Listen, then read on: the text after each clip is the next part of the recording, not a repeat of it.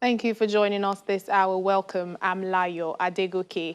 Africa has passed the 100,000 mark, with the number of confirmed cases standing at 100,399.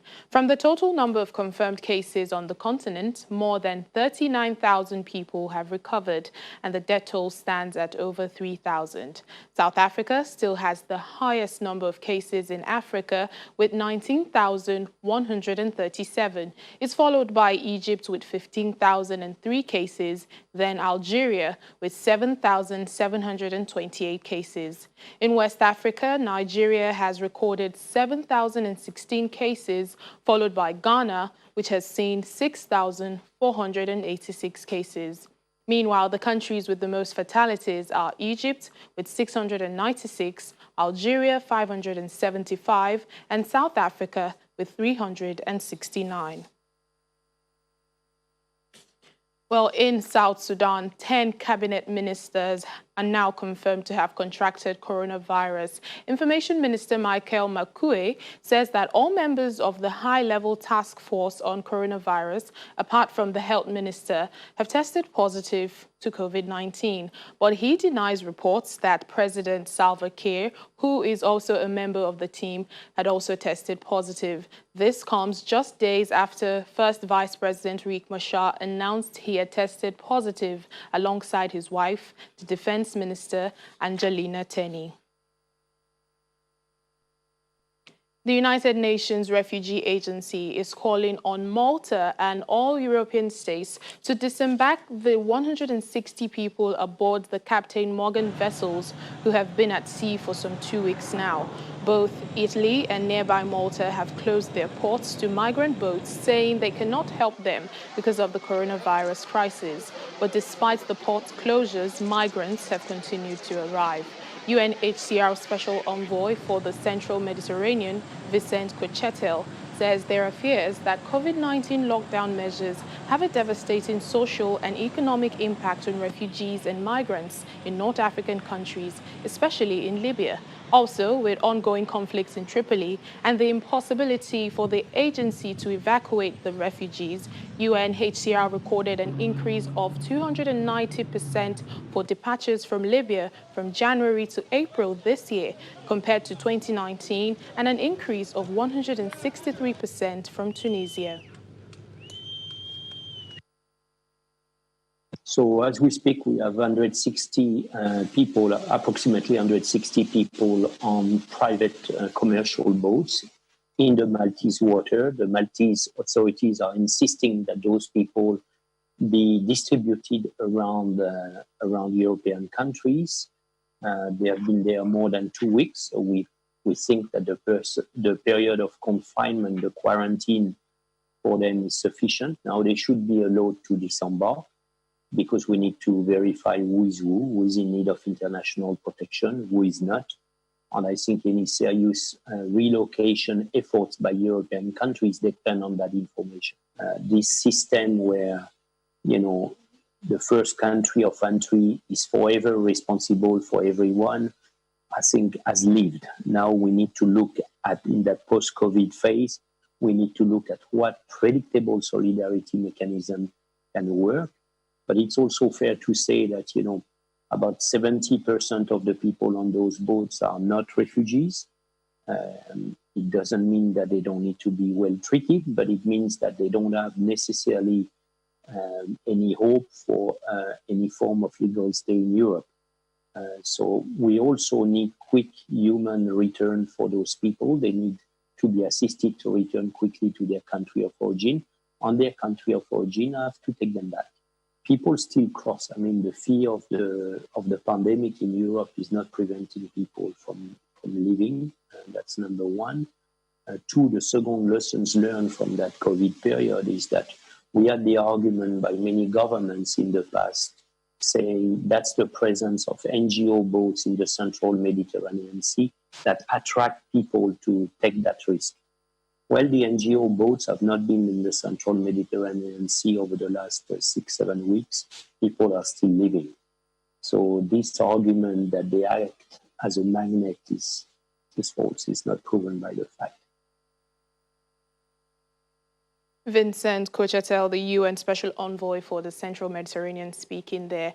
Well, the UN Special Representative for Somalia, James Swan, says the consequences of the COVID-19 pandemic are acute, as the country also faces its worst desert locust infestation in some 25 years. Addressing a virtual Security Council meeting from the Somali capital, Mogadishu, Mr. Swan says even before COVID-19, more than 5 million Somalis required humanitarian assistance, with the 2.6 million internally displaced persons particularly at risk. Swan said the federal and member state governments had responded quickly to the crisis within their means, adding that the UN agencies, funds and programs have reoriented their activities to give priority to COVID-19. The consequences for Somalia are acute. Even before COVID, more than 5 million Somalis required humanitarian assistance. The 2.6 million internally displaced persons are particularly at risk. Nearly 1 million Somalis are now affected by flooding, and the country also faces its worst desert locust infestation in some 25 years. Prior to the global pandemic, Somalia had set ambitious national priorities for 2020. These include the holding of the first direct elections in Somalia since 1969. As this council noted in November, the holding of peaceful, inclusive, credible, and transparent one-person, one-vote elections would be a historic step in rebuilding Somalia and would assist with the country's continued democratic development. We regret that al-Shabaab has not embraced the Secretary General's appeal for a global ceasefire and that their terrorist operations continue unabated.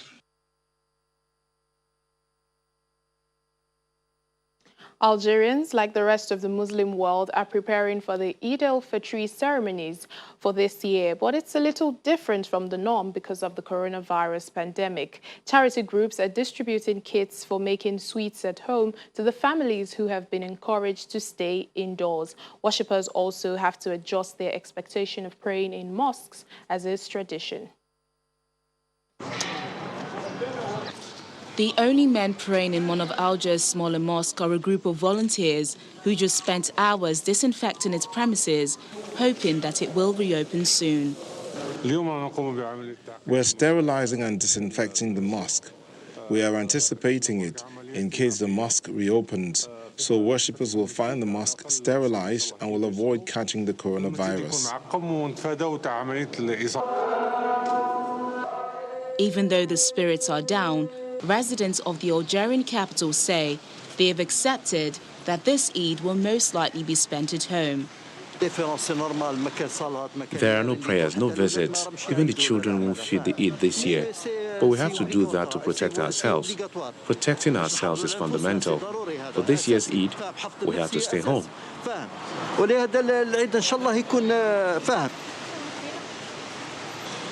Due to the economic crisis caused by the restrictions imposed to curb the spread of the virus, many low-income families have lost all or a part of their income.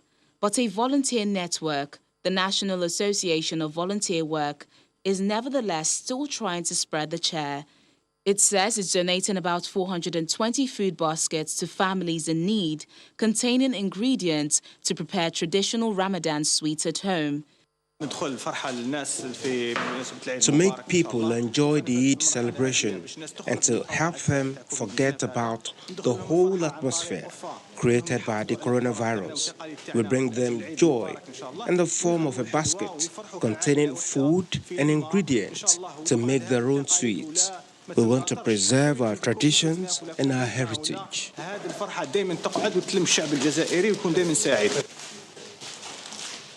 As part of the measure to curb the spread of the coronavirus, the Prime Minister ordered a ban on the movement of motorcycles and vehicles and increased curfew hours during the 2 days of the Muslim Eid al-Fitr holiday. So far, Algeria has confirmed 7,728 cases of coronavirus, with 575 deaths.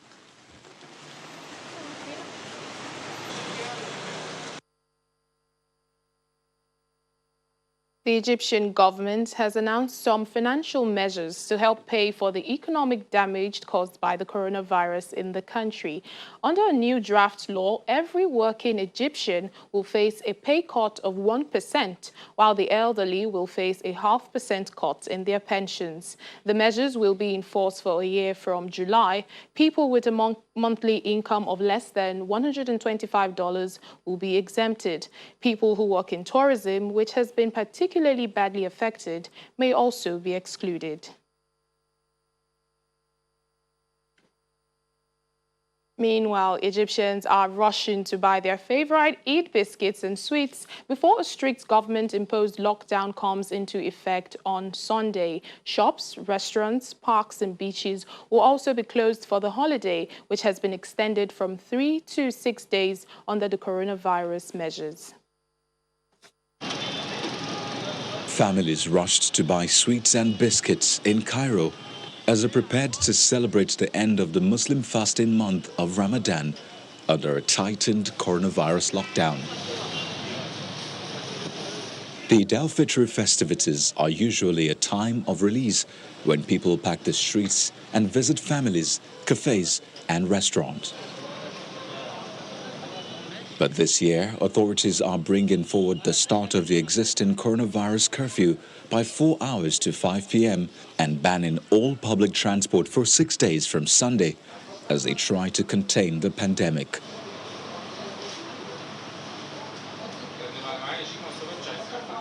Shoppers, many wearing masks, said celebrations will be much quieter. Restrictions had already made it difficult for families to meet for fast break-in at sunset during Ramadan. Well, the difference is that we will not see our siblings, loved ones and friends. But other than that, we are at home, of course, because of the virus. We used to go out and have fun at cafes. But now, we are being careful, taking care of ourselves, nothing more. Egypt has recorded over 15,000 confirmed cases of the coronavirus and 696 deaths. The timing of Eid al-Fitr depends on the sighting of the moon, but it is widely expected to start on Sunday.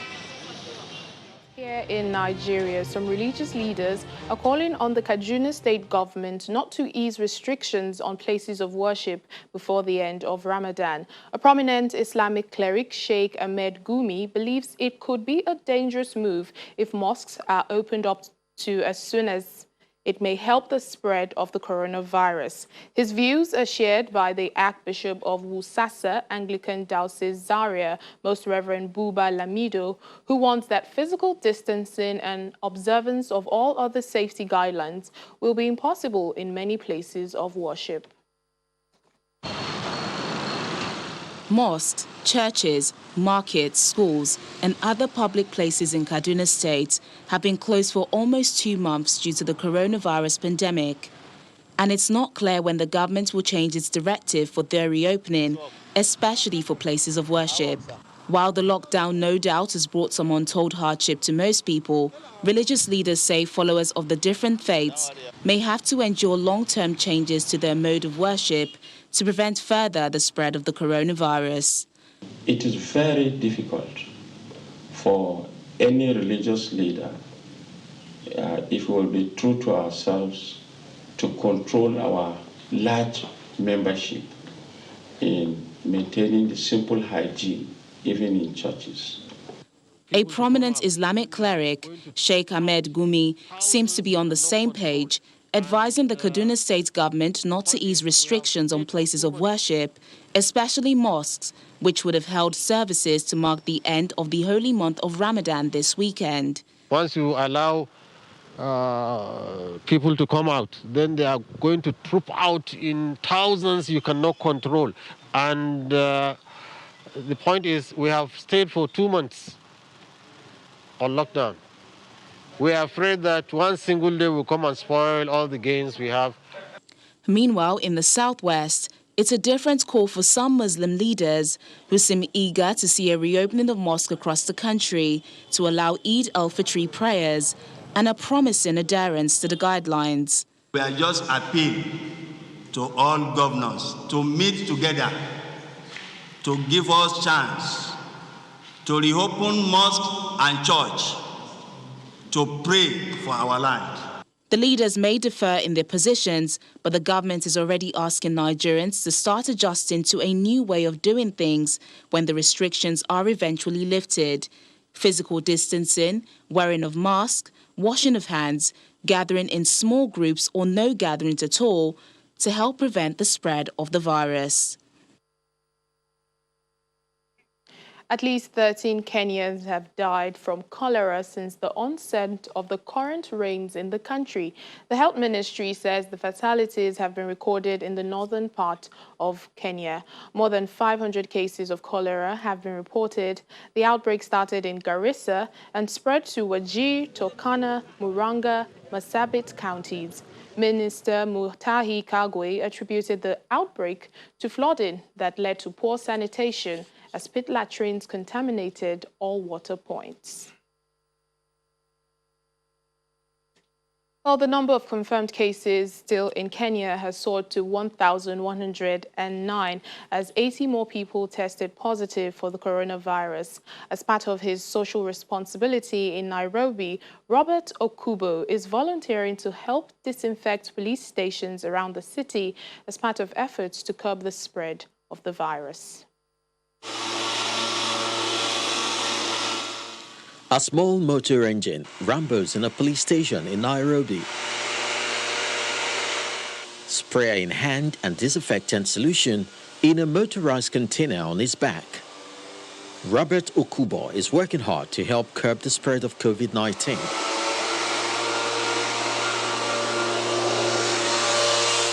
Police officers and members of the public go about their business as Okubo works, only stopping to avoid the mist from his sprayed nozzle. Robert and his team of 30 sterilize in and outside the station, which include its offices, hallways and toilets. But I noticed also the police stations are normally a very busy place.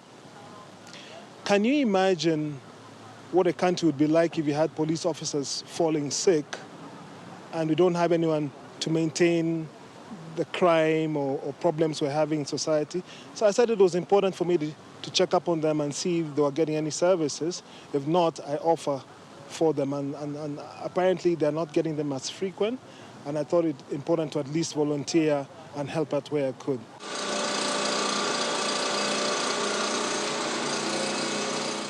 Okubo came back to Kenya in 2003 to set up a cleaning company after a successful stint in the same industry in the United States. The 51-year-old says he wishes he and team of volunteers could do more because the antiviral and disinfectant spray they use is not costly, but they lack additional resources and equipment. He recently injured his arm. This arm was fractured on a line of duty.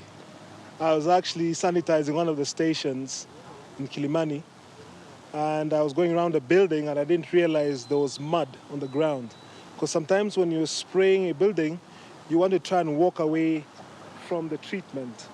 And I ended up slipping and falling with the machine. That's how I ended up fracturing it.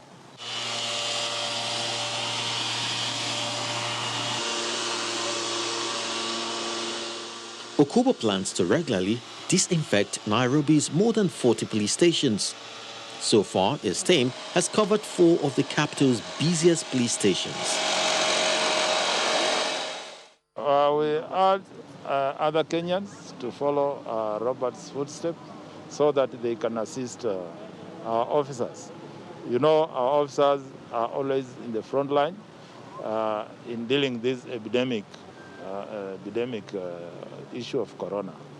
So if people can come out and assist us, especially in fumigation of the officers, fumigation of vehicles.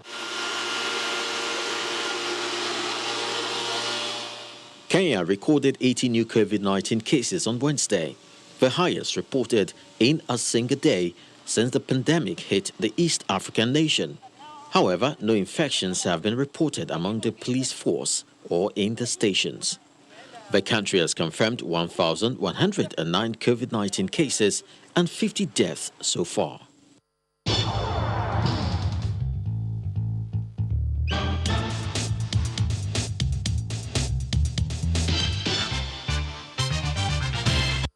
Welcome to our Africa Tech segment. A NEMO team at the Warri Innovation Hub in Delta State, Nigeria, have developed a contact tracing app called COVID Together to help fight the COVID-19 pandemic.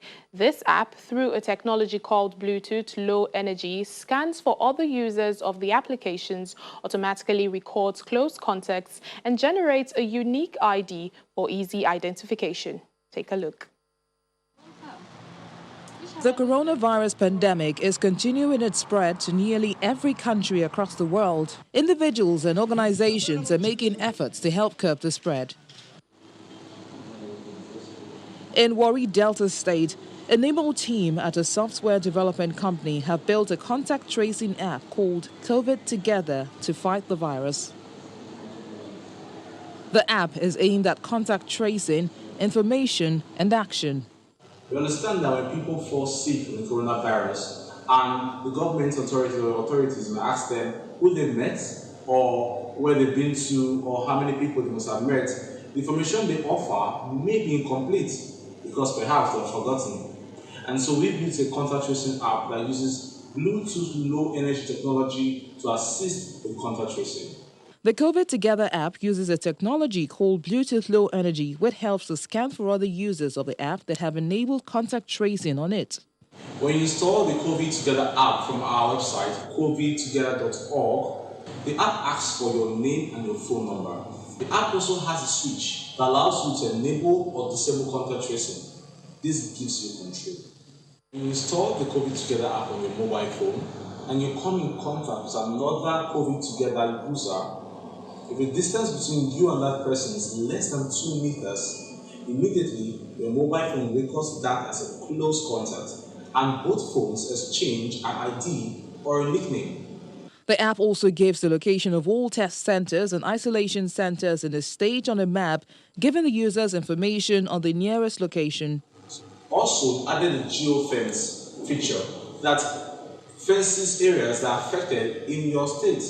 And then when you walk into such areas that have a high probability of the virus, you are alerted and told to leave such an area. If one of your contacts that you met via the COVID Together app has contacted the virus, you have two options. You can either choose to directly call the NCDC, or you can choose to take a symptom check on the app. The symptom check is not a coronavirus test. Rather, it just helps you to see if you have any symptoms, and the symptoms you have are related to the coronavirus. COVID Together app gives an update of the number of cases in every state in Nigeria and worldwide. Well, that's it on the program today and for the week. Thank you so much for watching. I'm Layo Adegoke. Do stay safe.